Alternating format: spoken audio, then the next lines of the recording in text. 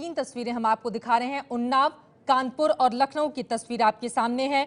उन्नाव की 6 में से समाजवादी पार्टी ने पिछली बार 5 सीटें हासिल की थी। लखनऊ की 9 में से 7 सीटों पर कब्जा किया था समाजवादी पार्टी ने, जबकि कानपुर की बात करें तो 4 में से कानपुर देहात की समाजवादी पार्टी ने 3 सीटें हासिल की थी।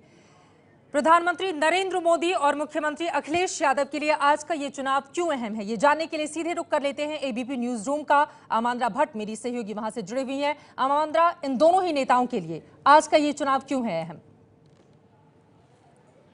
बिल्कुल चित्रा, तीसरे चरण का ये चुनाव मुख्यमंत्री अखिलेश यादव के लिए बेहद अहम है। सबसे पहले बताते हैं कि अखिलेश यादव के लिए ये चुनाव अहम क्यों है। आपको बता दें कि यादवों के गढ़ में आज चुनाव हो रहा है और ऐसे में अखिलेश यादव के सामने ये चुनौती है कि वो अपनी साख किसी तरह बचाएं, अपने किले को बचा कर रखें, क्योंकि यादवों के गढ़ में तीसरे चरण में चुनाव हो रहा है। पिछली बार की जीती 55 सीटों को इन्हें बचाना है। शानदार प्रदर्शन पिछली बार किया था। इन 69 सीटों में से 55 सीटें 2012 में समाजवादी पार्टी को मिली थी और इन्हीं 55 सीटों को बचाने की चुनौती है अखिलेश यादव के सामने। इसलिए बेहद अहम हो जाता है ये चुनाव।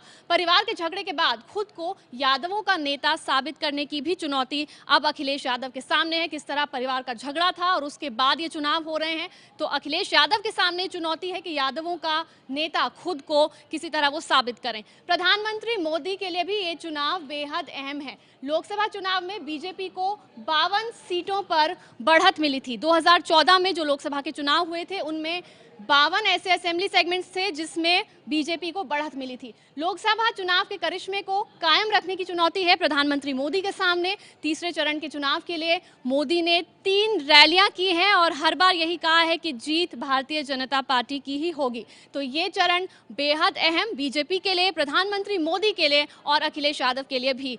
और अब आपको बताते हैं कि मायावती के लिए ये चरण क्यों अहम है।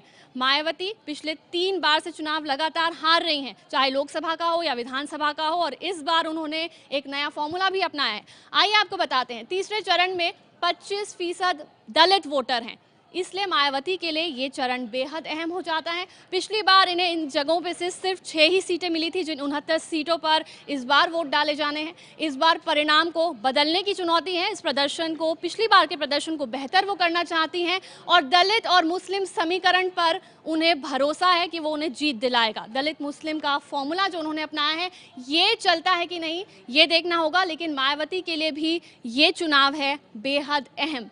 राहुल गांधी के लिए भी ये चुनाव बेहद अहम है चित्रा, क्योंकि अखिलेश से दोस्ती की परीक्षा होने जा रही है। अखिलेश यादव के साथ जो उन्होंने गठबंधन किया है उसकी परीक्षा होगी। मुस्लिम वोट का बंटवारा रोकना सबसे बड़ी चुनौती है। शायद यही वजह है कि उन्होंने अखिलेश यादव के साथ हाथ भी मिलाया। अगर कामयाब होते हैं तो उनकी ये दोस्ती कामयाब हो जाएगी, हिट हो जाएगी। लेकिन अगर हार जाते हैं तो चुनौती सामने होगी। दलित और अगड़े वोटों को पक्ष में लाने की चुनौती राहुल गांधी के सामने। तो ये चुनाव बेहद अहम हर बड़े दिग्गज के लिए।